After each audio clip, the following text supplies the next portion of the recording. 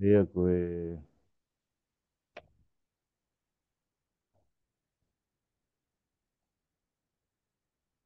morava sio mai ke,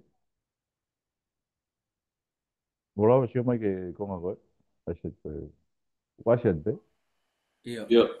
ha, aia koe tohi aisea, koe ngawe ke whai, na tau sio ke, koe, aia koe ahoni te tau sio ke ngai kawenga whakalotu kalasi koe aisea, muna ngai pot wholofola, aia koe fui whiu ia koe whau e sei, koe he toa hafu kawenga tahai, muna ngai pot wholofola, koe hanga whamatala i mai, koe ahoni te elahe mita upot wholofola no hanga, o mai upot wholofola ka ko o mai me pāki motua, pāki koe ke tau maheni moi, koe ke tau lau wai, ko whambe ke oe ose e tohi ai se ame tohi sio ne, te ke tau lau e tau tohi u wholofola e tohi, Hei koe ahoni ka poe ke ose e uka venga e tau lere ahoni te tau matoro pe ke tau ke uka hau.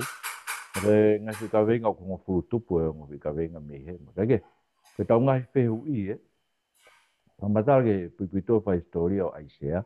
Na tau sio pe ke pipito fa historia o Aisea, ngai kuonga ngai tu i koe ai koe na e ngawe ia Aisea, na ngawe Aisea me tau kamata me tau fit whanoa ka ma. O lere mai ai ki he whafofua e kau mea ke tau wono, walu wono, taimi ko ia. Aina tuk whakapong poka Aisea, whakaukau koe tānoka he pelu vai tātaha ki krisi ua. Ko ai se ai tala he tu kahol fa siu na krisi ua e tu iko ko manase. Foha sio saia. Pege, ka ko pati whamata i pito fa historia, po whamata i penga i tu i ai ko usaia. Tau kena pekia i koe kingi usaia, ka tau ia koe na e ui ai ai se ke ni ngā whaka profita. Hoko ai foha koe o usaia ko sio tame.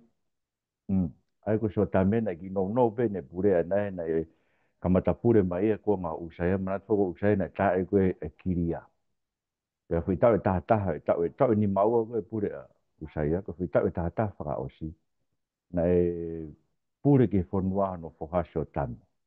Pege, aina pehe koe konga koe kamataanga tohi aisea, matamata koe wahe waki ke wahe ni maki moi pa toki ui aisea tau he wahe ono. Matamata koe ngai mea ea ngai balpare mai e lotu tua sino, tau sio kia nai. Ngai balpare mai koe koe. Ea ko sio tamei, Ka hako e no whaka ko ahasi na ta e tui. E ko ahasi tāna kai vai fitu ken ta e tui pangre vai o tua ange ki ai. E whailonga koe e ai e wheitama tau po ou. O whaere i tamasi. E hui ko Immanuel. E ko ahasi e. Pe mate e tui ta e tui koe nen tā tā puni e whare e tempare me mea kone mai e fu o rita mei. Asiria. Whatara honi kwa pēa ua tui. Pea mo ua karankari. Pate ke whi arasio ki ai. Mai fu orita o Asiria o langa ia tāpun tempare ka no whila ora fu orita. Kake, hoko no foha na se kaia o ku matamata ko tamana e ako i Aisea, i saipare e profit ko Aisea. Pea na tui e pito ke o tua. Nai piki koa na tai tui ke o tua. Kake, pere mena e hofe ke na toi se na karipe. Na mai no pito ni frara ke o tua pa ni loto kore ke o tua ke tokoni mai pea hai o tua o mai ni angelo. O tā e tō tākilu warumano ni maafe gane kou tau a Siriana na mate pō pēta. E koe tari lotu e ka hese kaia. Pea, kake, koe whoharewa hese kaia ko manase. Kana ingata pē ngāwe aise ai kua ngai tu e whaka. Koe pūpū tō vai storia pē. Koe alanga whakaukau whakatohi ko aise na tau sio ki ai koe whanonga me Jerusalema motua e Centuri Valu Kāma. Koe pōnga mua, Koe before Christ. Unga Kāma. Koe whanonga me Centuri Valu Kāma ki he whakatupu fo o goni tau kei nofo a manake ki ai whakawai wa tahamba e wahe wogo. Matara kia ai sea ia wahe ono ni mao nono, Koe whanonga me Jerusalem motua ki Jerusalem fo o. Ka kupau ke forward e ai sea ni matolu. Ke se vanit wharenga mamahi. Koe ke gene fua e tau mala ia, tau ngahi mamahi, tau ngahi mahaki. Koe ka lawa ke tau kau he nofo koe i he watu po o. Koe ki whanau no pe alung whakau kau whai tohe tohe ai kia. Koe ngahi te toi ka vei ngai ne tohe ai kia tau sio kia ahoni.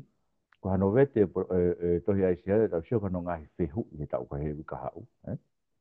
Aia koe i konga koe hae fue kada. Ko sio oe ke mea koe. Koe hae ta tahi whakaetohi, koe wai. Koe tolu, koe hae te whto i mauhala whai ke tohi aisea. E koe mauhala ko pe koe whau e aisea e tolu. Nā tau sio kei koe no, koe mauhala e koe no inga. Ta e tui e kau waka tohi tā pui e lawa e aisea me tau pitu whānoa.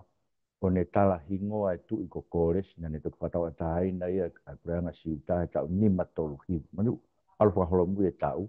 Pitu whānoa ke nima tolu hiu, me ko whi tau i wangea. Kainga nau tui na tau lawe ai sea o tala me kamata anga e mea oi amui. Ka koe o tua e kwa matala koe kia tohi ai sea. Pau e tau sio ke whakafou, koe tohi ai sea ko ngā koe si isu mo ka apostolo koe tohi pētaha. Tohi ai sea koe na e mao takai ngā tohi koe he tahi mate koe takai ngā pētaha. O tuku he misiu me koe isleri. A hu takai ngā tohi koe tohi ai sea koe na e mao he tahi mate. Ai koe tatau koe koe tau wangea ue ki moe kai. Kai ke? Ko te whai mau hala be, ko hanga i whita taki o hano vete te asia, tau tau sio gei i hui kahau. Ko harewa ngai rea son me toi tapu ai sia te tau tau. Ko tu e te mulawi mo toi tai mino o tari whiri ko ia. Ka ngai rea son. E tau lere mai koe ni tau sio gei na tūlai o tua, na tau whamatara gei au niwai o tua. Taike, te tau tau sio gei i e tau ui pāosi. Aia koe ngai mea ia o e tohi aisia, koe ngai whiu i e tohi aisia.